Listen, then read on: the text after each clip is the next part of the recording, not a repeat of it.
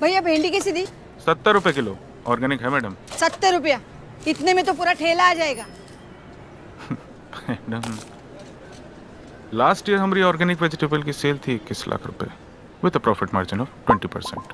और ये जो ऑर्गेनिक मार्केट का ग्रोइंग डिमांड है ना, उसको देखते हुए इस साल का प्रोजेक्टेड रेवेन्यू है 35 लाख।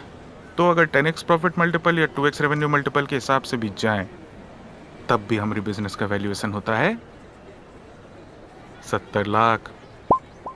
तो 70 रुपए में आपको पूरा ठेला तो क्या, उसकी 1% इक्विटी भी नहीं मिलेगी। And for that reason I am out. अब पूरा इंडिया बिजनेस की सही वैल्यू समझेगा, क्योंकि आ रहा है shark tank India season 2।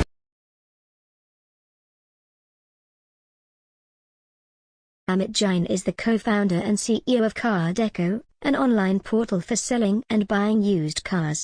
He is from Jaipur and studied at IIT Delhi. He worked for a while in Austin, Texas, later started Car Deco in 2007.